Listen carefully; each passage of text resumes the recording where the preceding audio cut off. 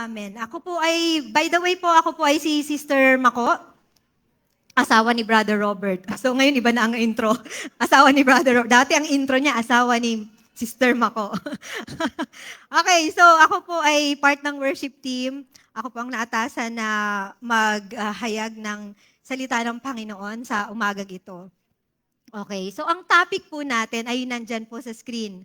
How to know God's will. So, yan po ba ay palaging question ng bawat isa sa atin? Amen. I remember mga 23 years ago, nung ako po ay nakikinig lang din ng mga preaching na ganito po. No? And ito, me standing here in front of you now, hindi ibig sabihin na na-master ko na po yan. Kasi, syempre, palagi po ang Panginoon, tinuturuan pa rin tayo. So, sama-sama po tayo na matuto sa umagang ito. Handa na po tayo? Amen. Amen. So mga tinatanong po ba natin palagi kung, halimbawa sa mga single, Lord, sino bang aking mga pangasawa? O kaya sa mga naghahanap ng trabaho, Lord, saan ba ako talaga magtatrabaho? 'Di ba? O kaya, saan ba ako mag-church? Saan ba talaga mo ako, Lord, tinatawag? 'Di ba? Iba, ganyan na ang mga level ng mga tanong sa Panginoon, 'di ba? O kaya, Lord, lilipat ba ako ng ibang bayan? Yung mga ganon. No, tayo na mga Kristiyano kasi hindi na tayo lumalakad ng yung basta-basta na lang.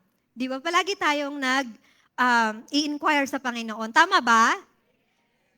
Amen. Pero sinasabi ng Panginoon, bago niya i-reveal sa atin ang kanyang kalooban, kailangan muna natin na i-surrender ang ating buhay sa Kanya. Kagaya ng inawit natin kanina, Jesus, ikaw ang buhay ko. Kung aangkinin mo na, Panginoon, ikaw ang buhay ko, so itong buhay ko ay sa'yo. So ikaw ang manguna, have your way. 'Di ba? Okay, so minsan tinitreat natin ang Panginoon na parang Google, na pagka may kailangan tayo isi-search natin, and we expect immediate response, answer. Tama ba? Pero ang Panginoon, hindi tayo ini-invite sa search engine experience, kundi ini-invite niya tayo into a relationship. Sabihin mo, relationship. Ayan. So actually, hindi naman ang problema ang kalooban ng Diyos eh. Kasi mabuti ang kalooban niya sa atin. Amen. Ang problema ang ating willingness na sumunod. Tama ba? Agree kayo? Ayon. So ngayon po, ang pag-aaralan natin ay Romans 12, 1-2. At dito, kukuha tayo ng ilang principles kung papaano natin malalaman kung ano ang kalooban ng Diyos. Okay? Sabi po sa Romans 12:1, basahin po natin sabay-sabay, 1, 2, 3. I beseech you, therefore, brethren, by the mercies of God, that you present your bodies a living sacrifice, holy, acceptable to God, which is your reasonable service. Verse 2, and do not be conformed to this world, but be transformed by the renewing of your mind, that you may prove what is that good and acceptable and perfect will of God. Hallelujah. Panginoon, pagpalain mo ang pagkakabasa ng iyong salita, Panginoon. Dalangin namin na, Lord, magkaroon ng buhay na kapahayagan sa bawat isa sa amin ang mga salitang ito. Buksan mo ang aming mga puso at isipan, Panginoon, na maunawaan at tanggapin, Panginoon, ang nais mong ipahayag sa amin, O God. At Lord, I pray, Panginoon, Colossians 4:4, that, Lord, I will be able to proclaim this message as clearly as I should, O God, for your glory alone, in Jesus' name. Amen. Amen. So we're still in the series of, book series ng Romans. Okay? Last week po ay si Brother Mick ang nagturo sa chapter 11, di ba? So, tapos na tayo sa 11 verses, 11 chapters. So, akalain nyo yun? Tapos na? No? Pero ito pong book of Romans, para po dun sa mga iba sa inyo na ngayon lang naka-attend. So, ito po ay sulat ni Apostol Pablo, sa mga taga-Roma, di ba? And ito po ay binubuan ng 16 chapters lang. So, we are almost at the end, no? Malapit na. So, si Apostol Pablo po, he devoted his life in building the church, yung sa early Christians, Di ba po? And helping the Gentiles understand na nung namatay si Jesus, siya ay namatay para sa lahat. Sabihin mo lahat. For both the Jews and the Gentiles. Amen?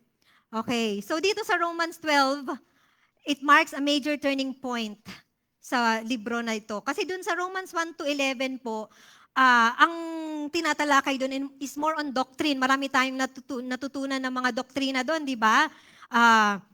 What God has done for us, about justification by faith, about salvation by grace, and God's mercy towards sinners. No? Ang kanyang habag sa atin ng mga makasalanan.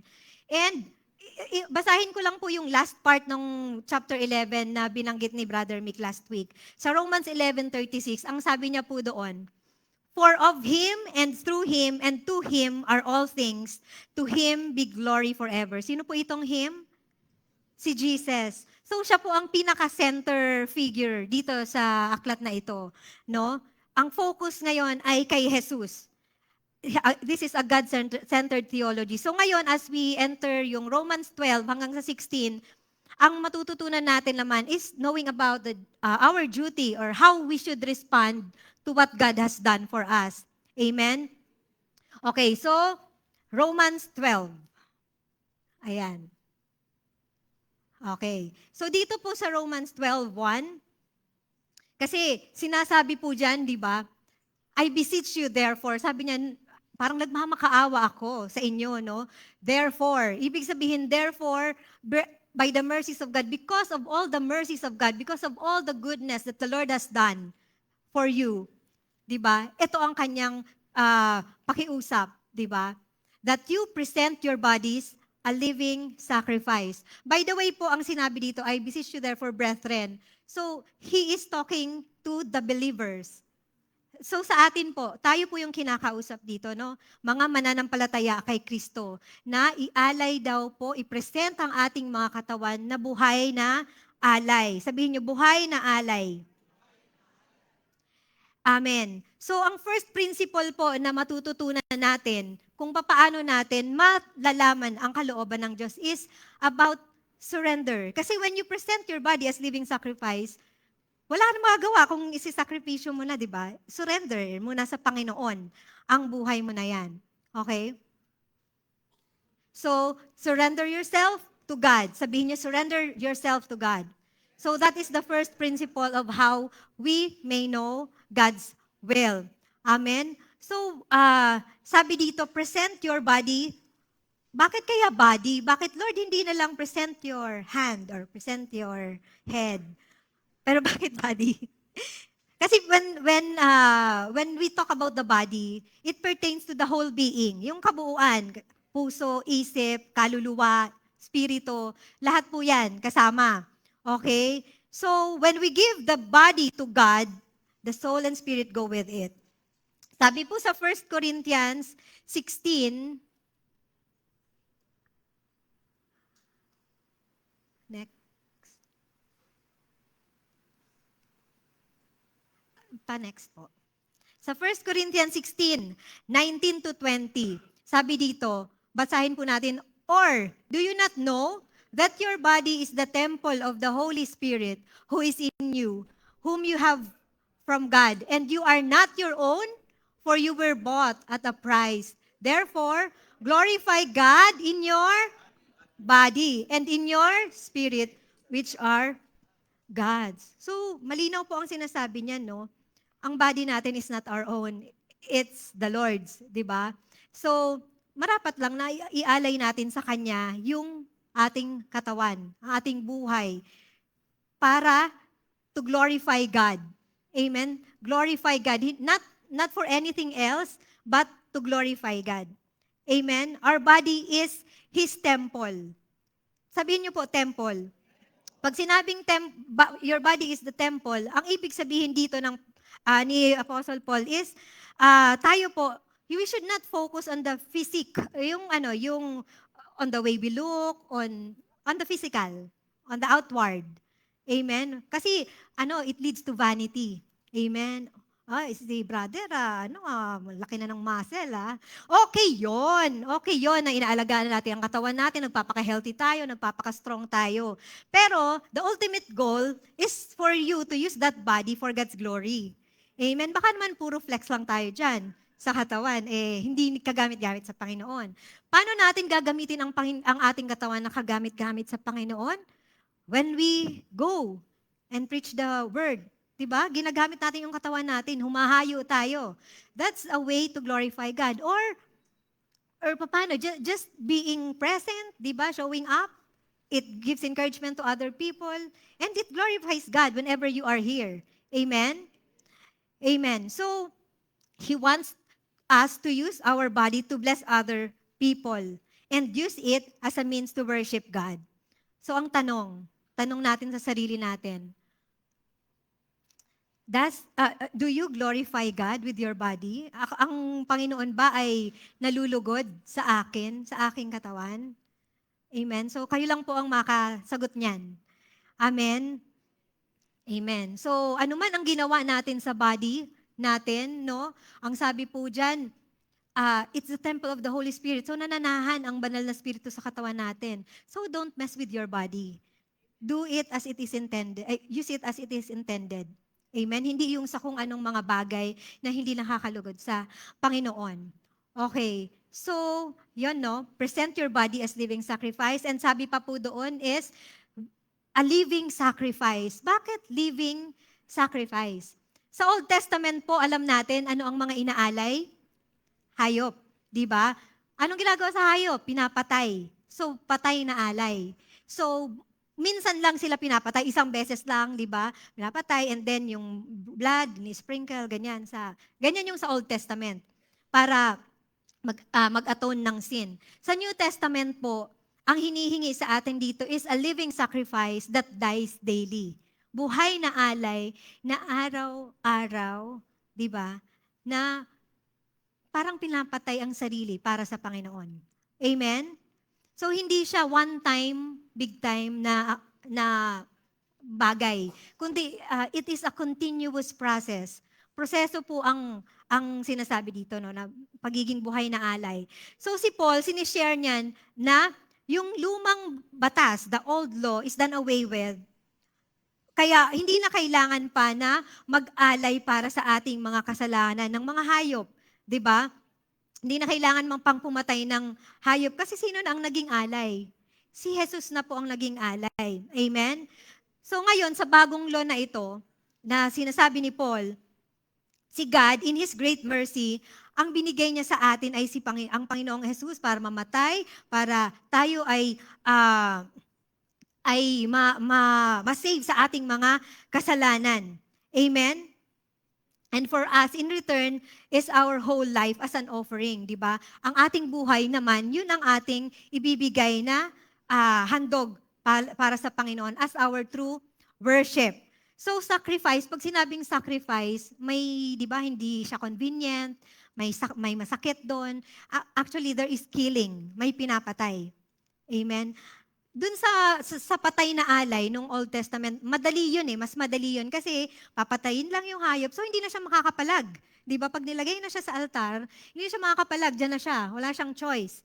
Ngayon naman sa atin, yung buhay na alay, actually mas mahirap siya kasi yung tendency ng living sacrifice ay pagka nilagay mo na sa altar, biglang aalis na naman doon, magko-crawl back sa kung ano man yung dati niyang buhay. Tama ba?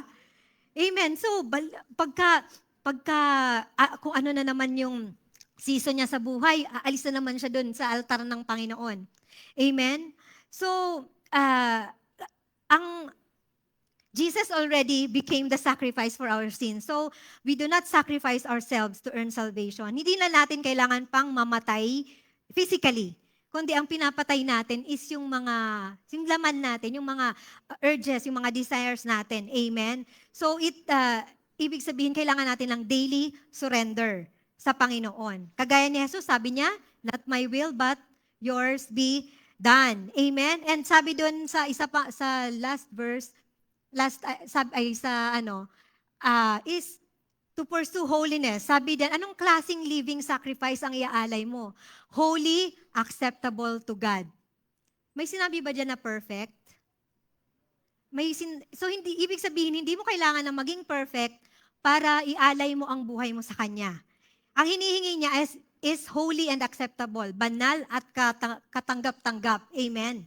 Amen. So, the Lord is calling us to pursue holiness. Sabihin niyo, holiness.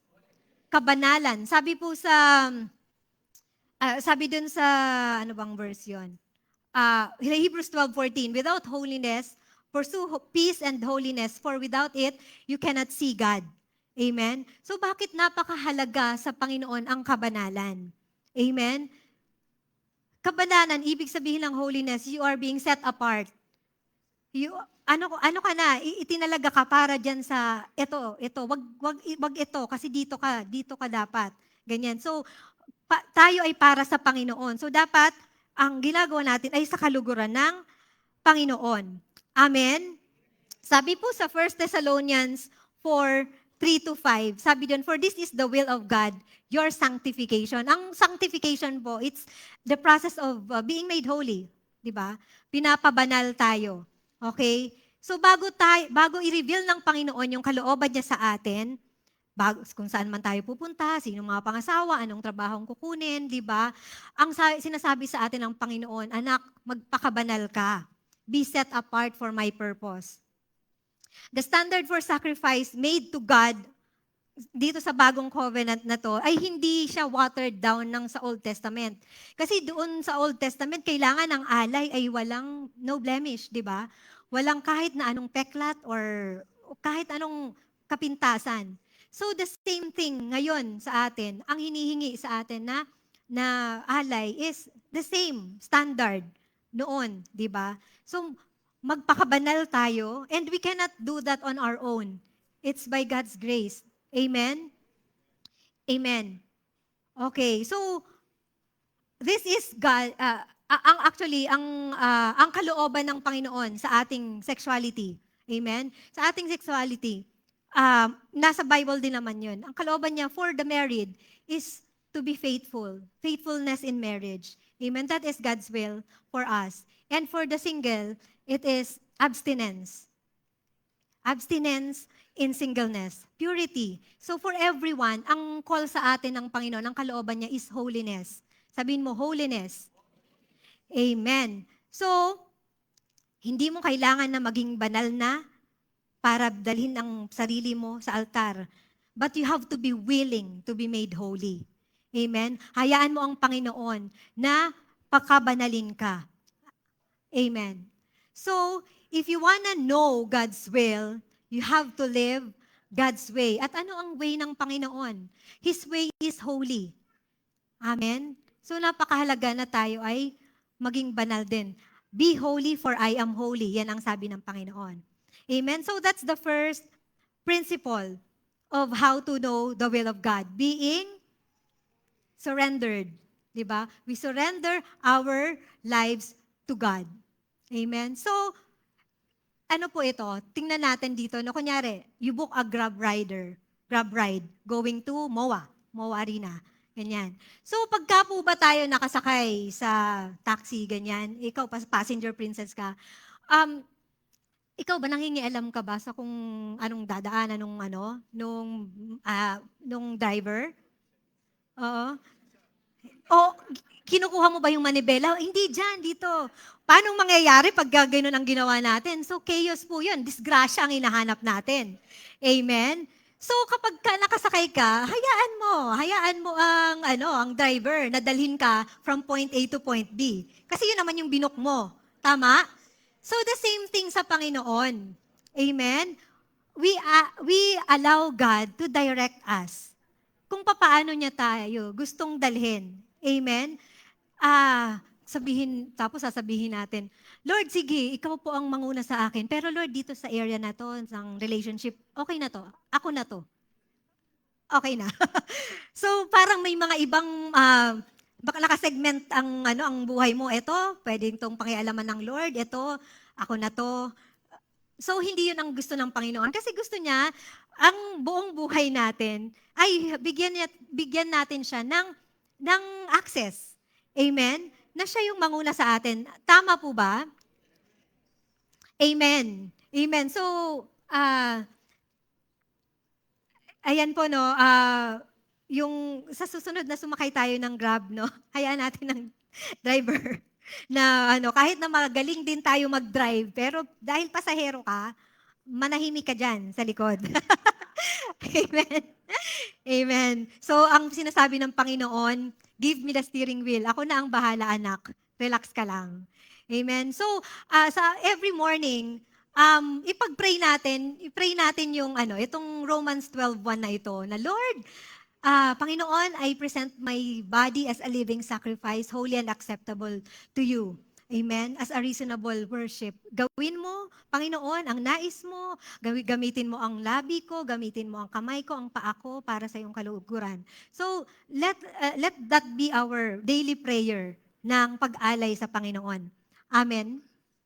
Amen. So, una, ang principle na binigay ng Panginoon sa atin is to be surrendered. Sabihin niyo, surrendered.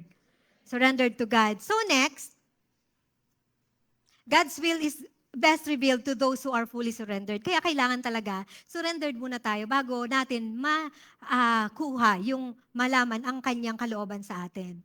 And, okay, we now move on to the verse 2, Romans 12:2. Ang sabi po sa first part, do not be conformed to this world. So, wag nang makiayon sa mundo. Amen? So, the second principle that God is teaching us is to be separated. Separate yourself from the world. Amen? So, sabi dun sa itong translation na to na J.B. Phillips, ang sabi dyan, ito ang pinaka-meaning ng word na conform. Do not let world around you squeeze you into its own mold. Yan po ang ibig sabihin ng conform, na makiayon. So, yung hindi mo ahayaan na the world around you, i-press ka into its own mold. Tama po? Di ba ang liquid, you have to put it in a container para kung anong form ng container, yun yung form niya. Di ba? Amen?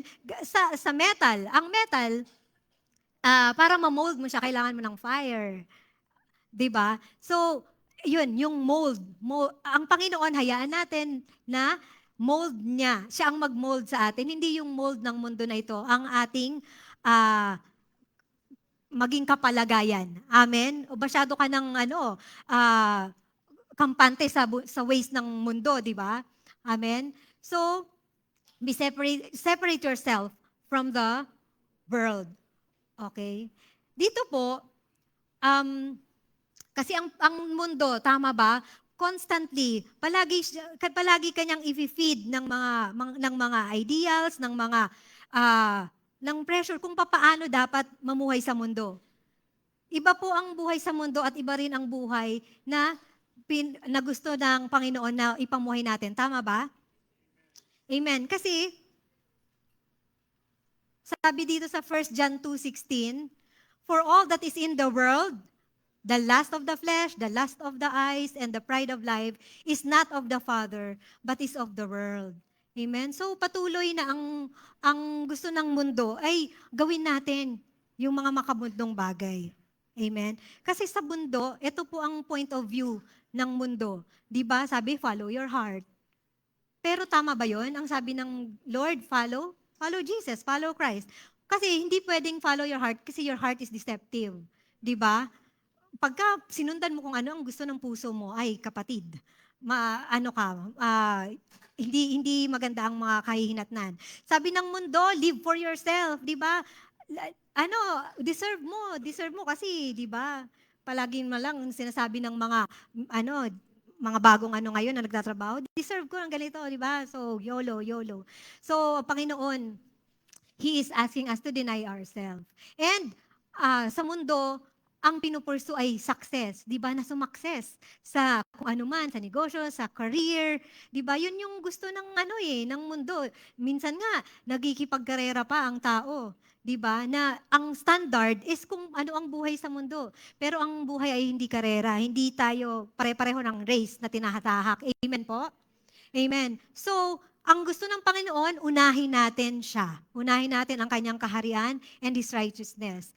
And dito sa mundo, napakahalaga ng validation ng tao. Kaya nga, di ba, pagka nag-post minsan, ilan na ang likes nito, ilan na ang share. So gusto mo, kung paano ka ina-accept ng tao.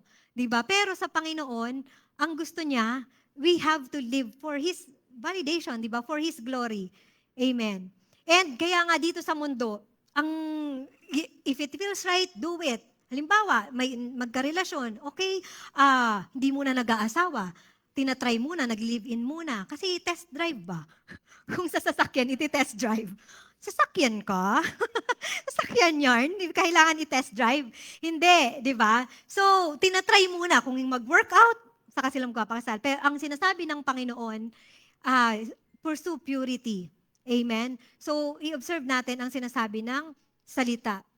Kaya mga kapatid, sa mga single dito, no? Wag naman na nasa dating app tayo para maghanap ng God's will.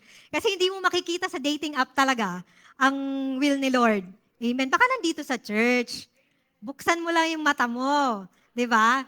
Okay? And iset mo yung biblical standard. Huwag natin ibaba yung standard natin ng mga babae. Amen? Na kung ano na lang ang dumating, Lord. Hindi, kasi the Lord's will for you is yung best niya. Amen? Ito gusto ko lang kasi very recently, yung mga nagka-like dyan, nakita ko kung sino yung mga nag-comment sa post ni Ivana Alawi. Dati kasi ito si Ivana Alawi, finalo ko siya kasi medyo, dahil sobrang influence niya, marami siyang tinutulungan, ganyan. Pero just a few days ago, nag-post siya nito, mga kapatid. Sino ang hindi nakapanood? Good for you. Okay, hindi kayo affected. Eto, nag-post siya ng video na she's giving away 100 iPhone 17. Marinig mo yon, anong ang reaction mo? Oy, baka naman, ako na ang next niyan. So, maraming nainganyo. Ang following po ni Ivana, if hindi mo alam, kahapon when I checked, 49 million. And the other day. Pero just yesterday, 50 million na. So, dahil dun sa video na yon, mas lumaki pa yung following niya. 'Di ba? And yung video na yan, that alone, 215 million views na yan kahapon. So, pero ang catch kasi nung video na to is, sabi doon, follow my CP fam. Ano yung CP fam? Casino. Casino plus fam. So, she's promoting gambling.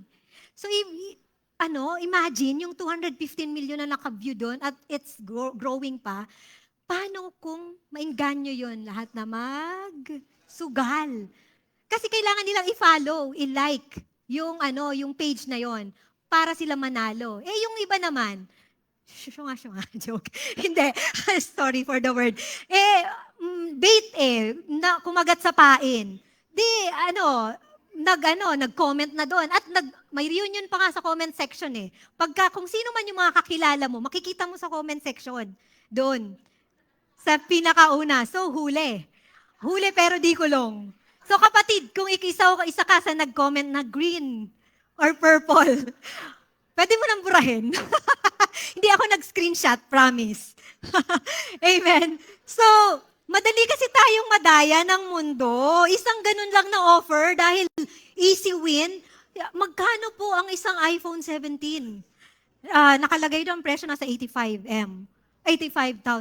So, ang ginastos niya dyan is 4 point something, almost 5 million for the 100 na, kasi na-discount for the 100 pieces na iPhone. Diba, Lord, sana all, diba, iPhone? Pero, ang Panginoon, mas higit na kaya niyang pagpalain tayo. Amen? Huwag tayong mag-rely sa mga easy win or mga easy money. Kasi yung madaling nakuha, ay madali rin mawala. Hindi mo mabavalue yun kasi madali lang naman na nakuha. Amen? Amen. So, hindi ko kayo This is not to judge you. Alam ko tao lang po. Na ano lang kayo, nadala lang kayo. Pero siguro ngayon, upon hearing this, ma-realize nyo, baka may makakita pa na ibang kakilala nyo sa church na nandun yung comment nyo at makita, kapatid, parang awa muna, I beseech you by the mercies of God to remove your comment. At ako po, in-unfollow ko na rin yung mga ganitong mga influencers. Kasi the more na fina-follow mo yung mga ganon, at yung mga lalabas na, yung algorithm po, yun na yung lalabas sa'yo. Kahit nasabihin pa na, hindi naman kami magsusugal. Pero kung yun ang palagi mong makikita na sa feed mo, pag ang kaaway, naghahanap lang ng pagkakataon na ikaw ay item. Pag yung pain niya kinagat mo, goodbye. Sira ang pamilya, wala ang kabuhayan. Amen? And that is not the will of God. So much about Ivana. Okay? So a heart filled with worldly distractions has little room to hear from God. Tama po? Kung ang puso natin ay puno na ng mga distraction, ng mga kaabalahan dito sa mundong ito, paano pa tayo makakapakinig sa Panginoon? Amen? Kung ang pag-open mo pa lang paggising mo pa lang, open ka kaagad ng social media, so ano na ang pupuno sa araw mo? Di ba? Mga cares of this world. Amen? So, Jeremiah 29:11, ano po ang sabi doon? For I know the plans I have for you. Alam na ni Lord eh. Ano yun? Plans to prosper you and not to harm you. Amen? Wala siyang nanaisin na ikapapahamak natin. Di ba? Kundi, plans to prosper us. Di ba? So, pagka nabobore tayo, halimbawa, nasa bahay, wala kang ginagawa. Ano ang una mong ginagawa? Pag wala kang maisip na gawin. Andyan ang cellphone. Magbubukas ka ng cellphone. Praise God. Maglilinis ng bahay. Sana all. Amen. Pero, ngayon, most of the people, ang gagawin ay kukuhanin ng cellphone at mamamalayan mo na lang yan. Gabi na. Wala ka nang nagawa. Nasa cellphone ka na lang. Lahat. Di ba? Kasi pag nagbabad ka na ngayon, sa impeachment pa lang. 'Di ba? Ang drama. Ano ka na? Puno ka na, 'di ba? Grabe ang rage bait doon. So, tayo po ba ang nagsishape ba ng ating pag-iisip sa panahong ito ay ang social media or ang Netflix? Nakailan ka na bang series ngayon, kapatid? O ang politika? O yung culture ngayon? O yung salita ng Diyos? Amen? It should be the Word of God. Amen? Kasi whatever influences us most, it will eventually direct us. Kung ano yung nag-influence sa'yo, di ba, dun ka mapupunta. Di ba? Kung ano yung ina-expose mo yung sarili mo most of the time, ganun ka magiging. Amen? So Christians must think differently. Sabihin mo differently. Dapat hindi tayo maging kapareho kung paano ang mundo mag-isip. Amen? So we cannot hear God's whisper if the world is constantly shouting in our ears. Hindi natin maririnig yung still small voice ng Panginoon kung ang ingay ng kapaligiran, yun ang ating naririnig. Amen? So, kunyari, yung phone mo, di ba? Ang phone mo, ang daming mga apps na sa background, di ba? Naka-open. Yung mga background apps, sama po yan. Sa mga matatanda, minsan hindi nila alam na pwede palang patayin yung mga ibang background apps. No?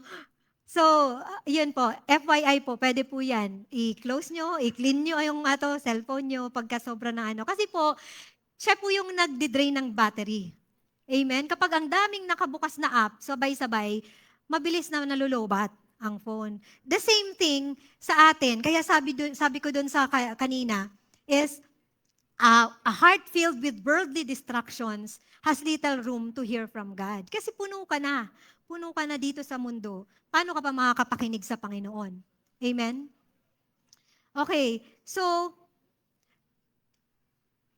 ayan. So, yun ang napag-usapan natin doon sa verse 2 po, ang sabi doon na, do not conform to the patterns of this world. So, we have to be separate from the world. Yun yung second principle. And now we come to the third principle. Sabi dito sa verse 2 ng Romans 12, be transformed. Sabihin mo transform. Be transformed by the renewing of your mind. Okay, transformed by the renewing of your mind. So how do we do that? Sinasabi dito sa third principle is we have to saturate ourselves with the Word of God. Amen? So, pag sinabing, be transformed, babaguhin mo, di ba, ang iyong pag-iisip. Amen. Alam niyo po ba ang computer, di ba, sa computer meron dating, ewan ko kung ngayon pareho pa rin. Yung terminology na GIGO, yung garbage in, garbage out. Kung ano yung ipasok mo na data, yun din yung lalabas. Pero except for the AI na, kasi kaya niya nang i-manipulate ang data, di ba? So, ang isip po natin, parang ganun din. Kung ano yung mga pinapasok natin na basura, yun din yung lalabas, yun yung matatanim sa puso, yun yung lalabas sa ating mga bibig. Amen? Amen? Yun ang nagiging output. Okay, so transformed, ibig sabihin is parang metamorphosis. Alam niyo yung butterfly, from a larva, di ba, nagtatransform siya into a butterfly. Amen? Hindi mo na akalain na, galing pala to sa parang uod lang, tapos ang ganda-ganda na ng butterfly. So parang wala nang trace, wala nang bakas ng pagiging larva. Di ba? So, sa atin, yun, ang transformation ang hinihingi ng Panginoon sa ating isipan. So, renew our mind. To renew our mind, it is an ongoing process. Kasi hindi siya isahan lang, overnight, renewed na ang mind ko. Hindi nga. Kung ikaw ay for a long time na-addict ka sa panonood ng mga, kunyari, porn, okay? For a long time, sa tingin mo, overnight, ma-overcome mo na yon? Maybe, miraculously, di ba, by God's grace. Pero, ang tinasabi ko dito, proseso po ang pag-transform ng ating isipan. Kasi, sa isipan talaga nagsisimula ang lahat, di ba? It is the battlefield. The battlefield is in the mind.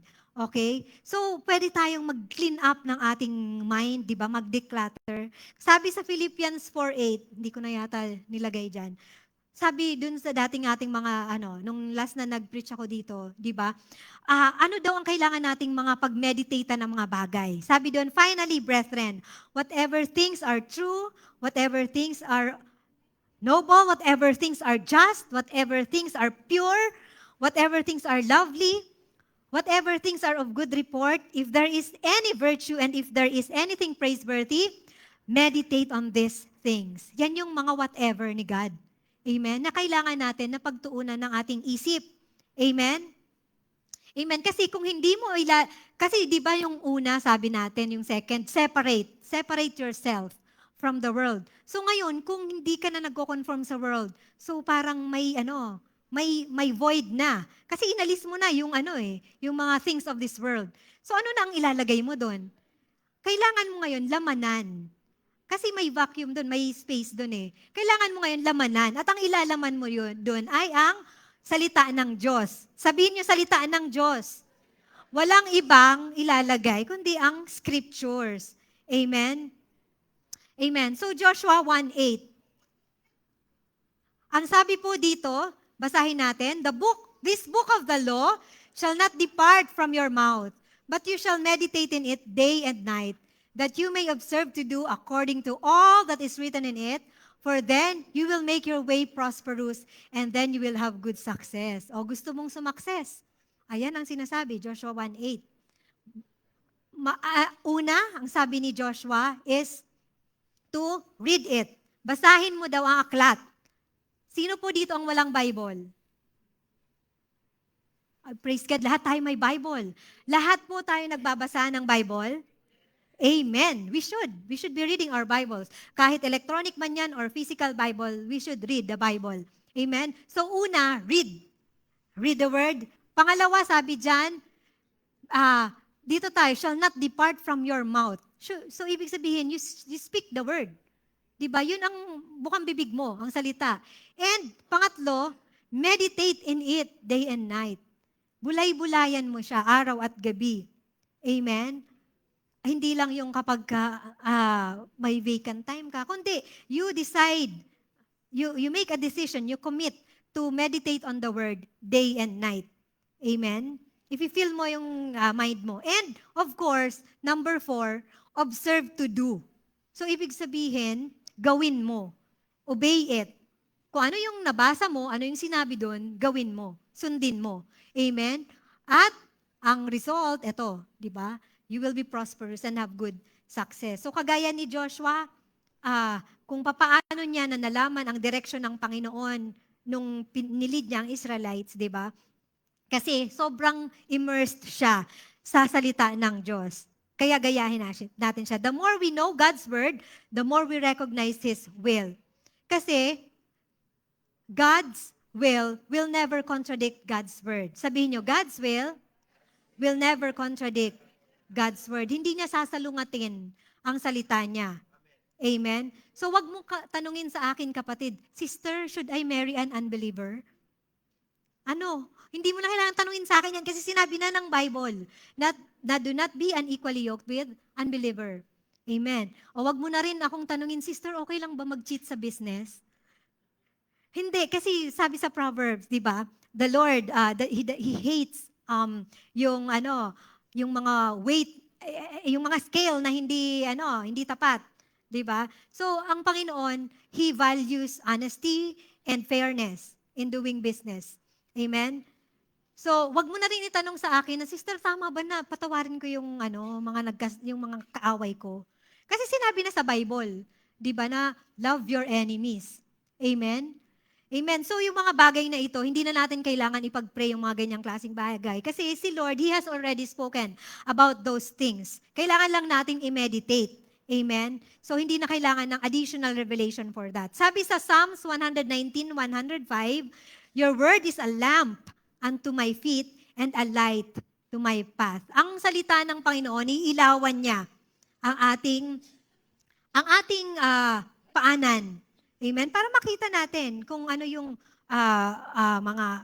mga dumi dyan, di ba? And a light unto our path.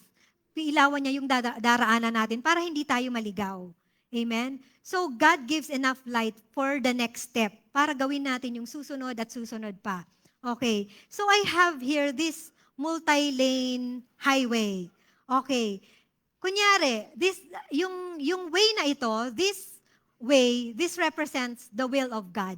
And it's going, kahit anumang lane dyan, ang puntahan natin, that represents yung God's will. And yung highway is God's way. Okay? So, kahit anong lane ang puntahan natin, ay papupunta pa rin tayo sa isang direksyon. Amen? So, wag na nating tanungin, Lord, dapat ba saan bang lane ako dapat dito pumunta para makarating ako doon sa airport? Di ba? Kunyari lang. So, sasabihin sa'yo ng Lord, anak, kahit alin dyan ang tahakin mo, it will lead to the same direction. So, nagkakatalo na lang sa, kung halimbawa yung napili mo na lane is slow or may disgrasya, so na-traffic ka doon. So kahit na ganun ang mangyari, 'di ba? Sa buhay natin, the Lord will still make a way for us to go to the destination.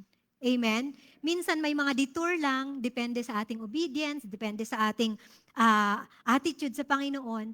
Pero still, ang way pa rin ng Lord, basta it leads to God's holiness, malaya kang pumili. Amen? Kasi binibigyan tayo ng Lord ng free will.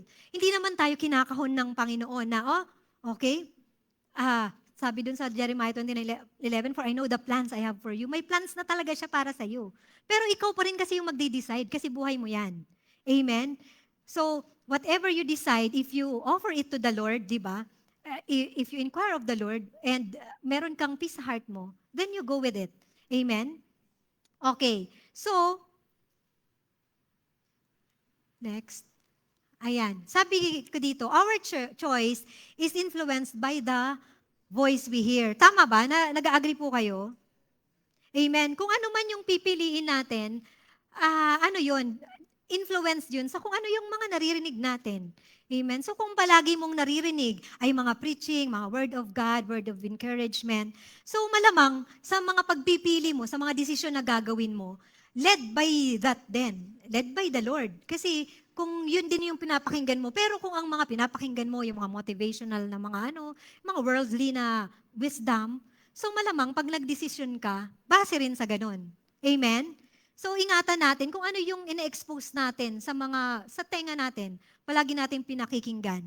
Amen? Why not kung meron kang extra time, you listen to podcast, di ba? Or listen to the previous preachings. Hindi man dito sa church na ito, sa ibang church. Pwede tayong magpa-disciple kahit na hindi person to person. Kundi patuloy rin tayong magpaturo sa banal na spirito sa pamamagitan ng mga nagtuturo. Kasi wala na po ngayong shortage ng nagtuturo. Mag-YouTube ka lang, ang dami na pong preachers doon. Amen. Nasa sayo na lang talaga kung may time ka at may desire ka na matuto. Amen. So, may tinatawag tayong, paano ba, tatanungin niyo, paano ba kino-confirm ng Lord ang kanyang kalooban? Interested ba tayong matutunan kung paano? Amen. Kasi, ang Panginoon, unang-una, kung may kailangan kang pagdesisyonan, you refer to the Word. Ano bang sinasabi ng Word about that decision? Amen? Maghanap ka ng scripture. Pero kapatid, disclaimer, wag naman yung gagawin ko, shoot, ito yung Word ni Lord. Yung random mo lang napipiliin, random, pwede siguro, pero paano kung mapunta ka sa Judas Web? Judas Sang himself. 'Di ba? So ma-encourage ka ba doon? 'Di ba? Kailangan mo nga ng mag-decide about something tapos 'yun ang nabasa mo, 'di ba? Okay. So kailangan kaya talaga tayong nagme-meditate every day kasi kakausapin ka ng Lord sa meditation mo na 'yan, sa devotion mo na 'yan. Amen. Amen. So, another thing is, ano ba yung sinasabi ng inner spirit mo? Di ba? May joy ka ba dyan? May peace ka ba dyan sa decision na yan na gagawin mo? Kung wala, okay, stay put. Di ba? Never go against your peace. So, you have to check in your spirit kung ano yung sinasabi. Kasi, ang Holy Spirit naman magbibigay sa atin yan ng sa puso natin eh. And third, is ano ba yung sinasabi ng mga people of God or ng mga sa tao na sa paligid mo about it. Amen? Yung mga leaders natin, mga pastor natin, ano ba yung sinasabi niyan sa atin? Pwedeng, halimbawa, ngayon may kailangan kang malaking desisyon na gagawin, narinig mo yung isang preacher na ganito ang sinabi, Lord, yun na ba yung sagot? Praise God. Tapos nagkaroon ka ng excitement sa heart mo. So that must be God confirming to you yung decision mo. Amen? So it's not that complicated, but it's just parang yielding. So, sige Lord, progressive si Lord na mangungusap sa'yo through His Word, through your peace inside your spirit, and through the people around you. Diba? Iko-confirm niya ng mga tao na nasa paligid mo. So kagaya ng isang airplane, 'di ba? Ang airplane, bago po sila mag-landing, ako isang beses pala ako nakasakay sa plane at hindi pa ako gabi na nakasakay. So ngayon, 'di ba ang plane pagka nag-landing sa runway, kailangan makita ng pilot yung series of lights. Yan, ano bang tawag diyan? Whatever that is called, yung lights. Hindi lang siya pwedeng isang ilaw. Kasi pwedeng yung ilaw na yun pala is isang tower or isang building. Di ba? Hindi magka-crash siya doon. So, kailangan makita niya yung series of lights bago siya mag-land doon. Amen? Para safe.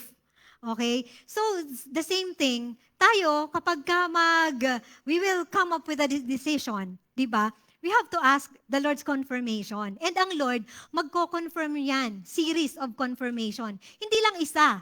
Hindi lang dahil ganito ang sinabi ni Pastor Ray, ito na yung gagawin ko. Nag-stop ka na, mag-seek sa Panginoon. Hindi ganon. Series of confirmation. Hanggang sure ka na yun na talaga yun. Amen? Amen. Okay. So, just like ito. Sana may... Alam ito, radio. Yung mga old na radio, kailangan mo siya na ipihit. Tama, manually, para makuha mo yung exact frequency ng istasyon. Amen? Amen. Otherwise, hindi mo mapapakinggan yung programa na gusto mong pakinggan. Kapag hindi siya eksakto, medyo magulo siya, maingay. Diba? Nakakaarindi sa tenga. Pero pag eksakto sa frequency niya, kunyari 97.9, kung ano yun, FM radio yata yun, di ba? So pag eksakto dun sa frequency na yon, malinaw siya. So ganun din ang Panginoon. Pag tayo, nagsistik tayo sa Panginoon ng kalooban niya, it has to be very clear. Amen. Pero paano natin magagawa yun? Kapag palaging naka-in tune, sabihin nyo in tune. In tune tayo sa salita ng Diyos. Amen? Na yung, ngayon ka lang lumapit sa akin, sabihin ng Lord sa'yo, ngayon ka lang lumapit sa akin. Yung tagal na kitang hinihintay. Ngayon ka lang tatanong sa akin. Diba? Pero gusto ng Lord na lumalapit tayo sa Kanya. Diba? Hindi niya tayo i-reject. Amen? So kapag tayo lumalapit sa Panginoon, we always have to be close. We have to be close sa Kanya. Magkaroon tayo ng intimacy. Intimacy. Sabihin nyo, intimacy. Amen. Kasi ganun, that's the only way that we can fine-tune yung ating ears. Malalaman mo di ba, the sheep, yung shepherd, di ba, alam niya the sheep knows his voice. Di ba, alam ng sheep yung voice ng pastol. Amen? So, kung ikaw din, ikaw ay close sa Panginoon, intimate ka sa Panginoon, alam mo kung si Lord na yung nagsasalita sa'yo. At alam mo rin na hindi si Lord ang nagsasalita sa iyo. Amen? Amen. So, we have to be very accurate in that. Be in tune. So, let me tell you, ayan, mag-story time tayo ng kaunti. Gusto niyo po bang makarinig na istorya? Amen. So, ito, nung inaaral ko to, ito ang pinaalala sa akin ng Panginoon.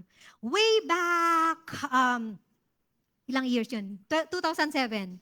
So, 2007, nung nangyari to sa akin. Okay.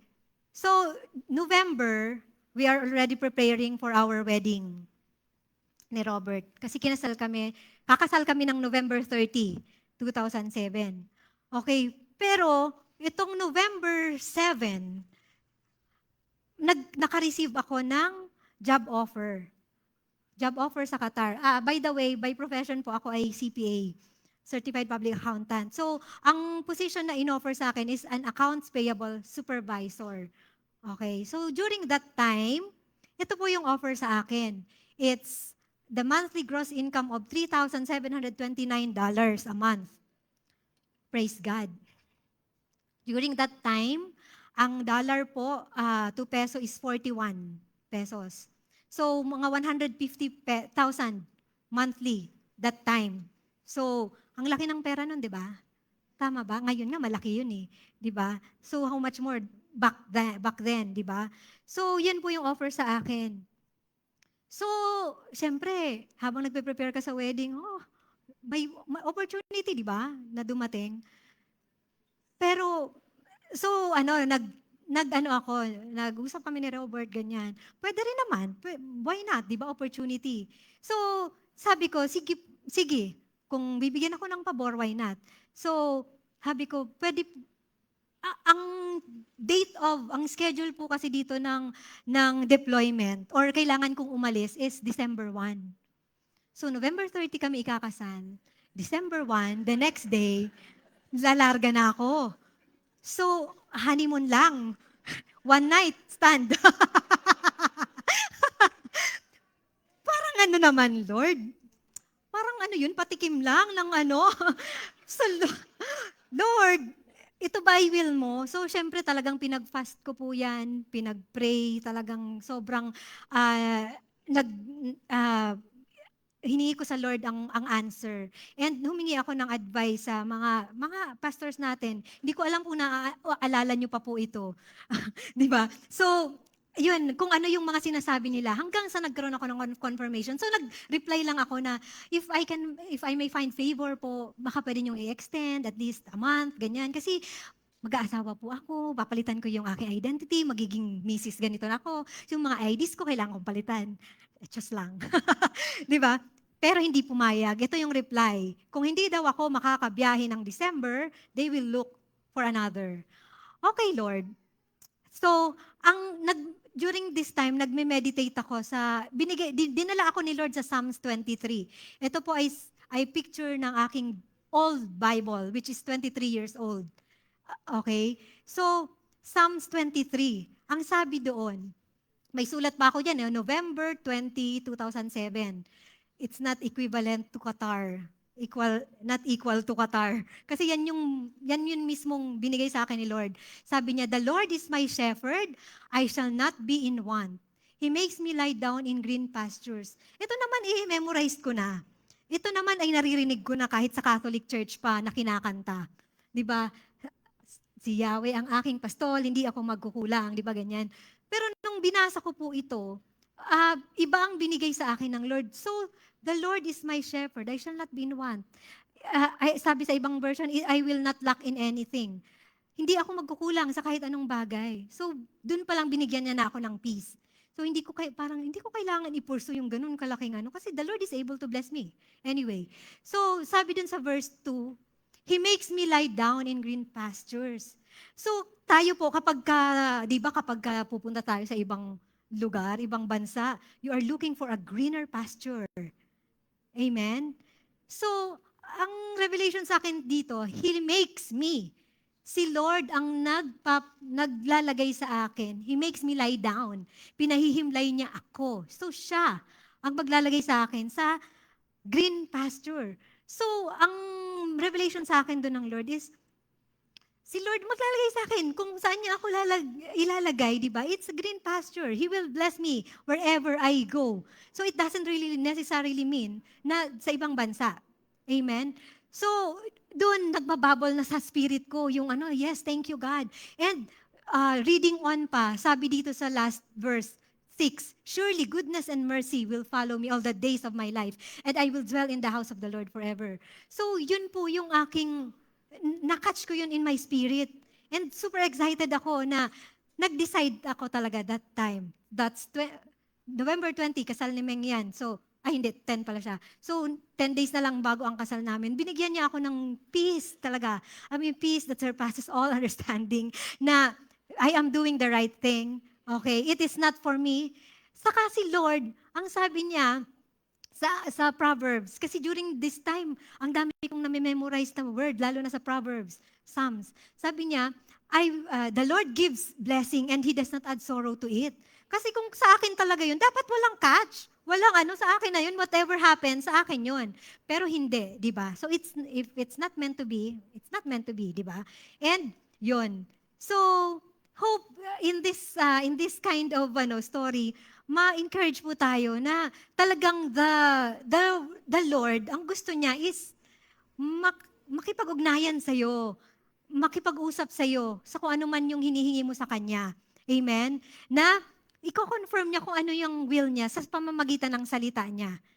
Amen. Hindi mo hahanapin sa labas. Hindi mo yan hahanapin sa social media. Although, pwedeng mag-speak ang Lord sa pamamagitan ng newsfeed mo, ng kung anong mga sasabihin doon, or kung anong maririnig mo sa balita, or sa TV, sa preaching. Basta the Lord speaks in whichever way. Kasi His ways are higher than our ways. Hindi siya limitado sa isang form lang of speaking to us. Okay? So, there is no greater place than to be at the center of God's will. Amen? Kapag ka nandun ka sa sentro ng kalooban ng Lord, wala ka na ibang kailangan hanapin pa na lugar. Yun na yun. Sabihin mo, yun na yun. Amen. So, ano ang result?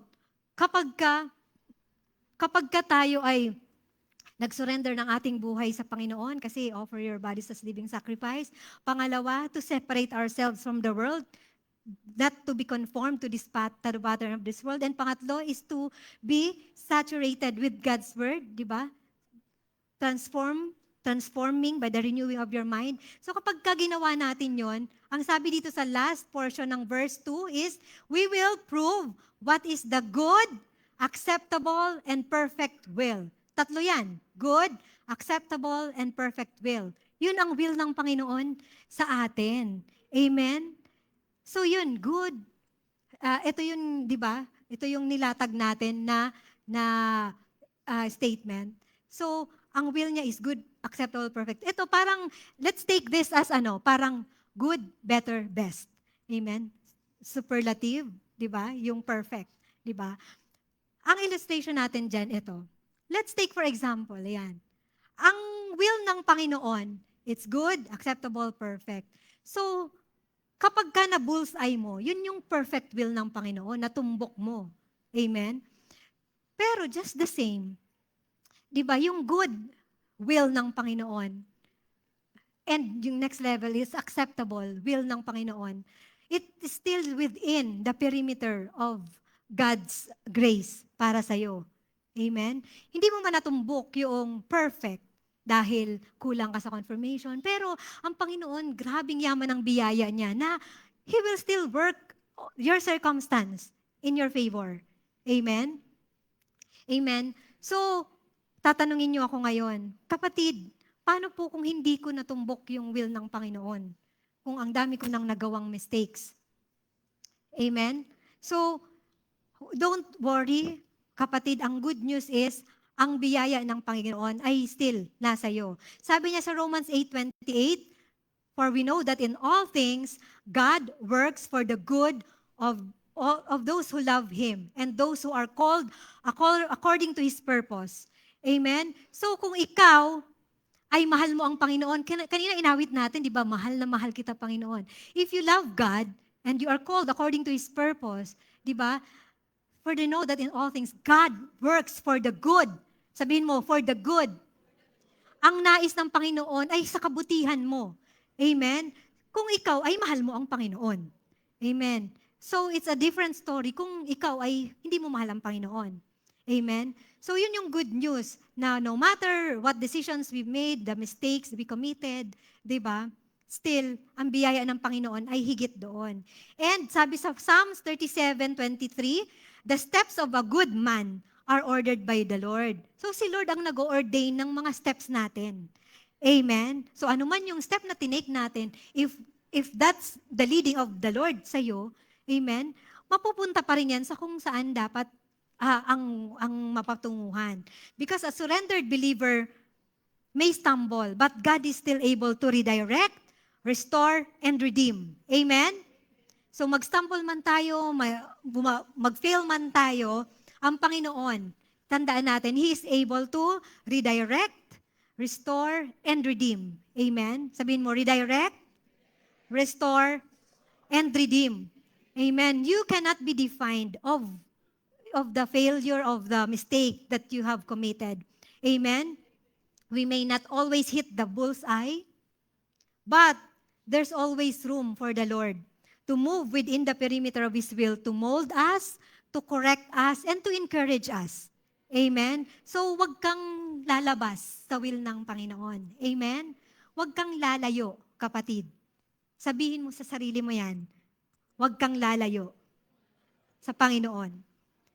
Amen? So, may natututunan po ba tayo? Amen? Again, the way to know God's will is to surrender, to separate ourselves from the world, and to saturate with God's Word. Pwede po bang invite yung worship team? Okay. So church, we have been studying about how to know the will of God. Pero siguro ang tanong sa atin ng Panginoon ngayon, anak, willing ka ba? Handa ka na ba na ihandog sa akin ang buhay mo? Kasi sabi doon sa Romans 12:1, is to present our bodies as living sacrifice, holy and acceptable to God, which is your reasonable worship. Service. Amen? So, ang sinabi doon ng Panginoon ay hindi niya hinihingi yung perfect na offering. Kundi ang hinihingi niya is holy and acceptable. Amen? So, whatever, ano man yung kalalagayan natin, ng puso natin sa oras na ito, no? Tayo ay tinatawag ng Panginoon. He is asking for our surrender. Surrender, total surrender. Pagsuko ng ating buhay sa lahat ng areas. Amen. Ang pinaka-example natin dito ay ang Panginoong Jesus. Nung nasa Garden of Gethsemane siya, di ba? Nanalangin siya sa Panginoon, Lord, kung pwede tanggalin mo yung kupa na ito. Kasi alam niya yung pagdadaanan niya. Pero ang sabi niya, nevertheless, not my will, but yours be done. Amen? So yan ang will ng Panginoon sa atin. It may not be easy, it may not be convenient, it may entail sacrifice, but the will of God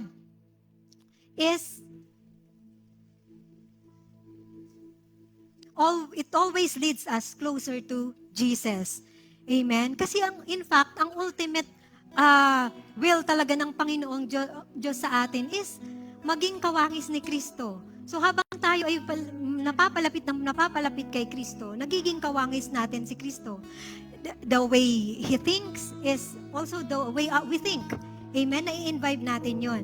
And God reveals Himself to surrendered people. So if you are a surrendered person, ang Panginoon, wala siyang ibang magagawa kundi i-reveal sa iyo ang kalooban niya. Amen. God's will is not hidden. Is not a destination to discover, but a savior to follow. And God's will is not hidden from surrendered believers. Amen. But is revealed as we walk closely with Him. Amen. Mas lalo natin na nakikilala ang Panginoon, mas lalo niyang nire-reveal ang will niya sa atin as long as we are surrendered sa Kanya. And lastly, God's will is not a mystery to be solved. Hindi siya super complicated na kailangan na ma-solve na mystery, kundi it's a relationship to be cultivated. Kaya the Lord is calling us for a relationship. Surrender our lives to Him. Amen? Perhaps, siguro, tayo, may mga dinadala tayo ng mga regrets in the past, dahil sa mga nagawa natin na mali, or mga desisyon natin na failed, di ba? Or dahil ang dami na natin pinalagpas na pagkakataon, pero andito pa rin ako, ang feeling mo, you are a failure, di ba? But the Lord is telling us today that we are not defined by our past mistakes because you cannot change what is behind you. But the Lord is able to redeem what is ahead of you. Amen? Wala na tayong magagawa sa nakaraan. But the Lord is able to redeem you. Amen? Amen? Hallelujah. Pwede po bang tayong lahat ay tumayo as we worship God?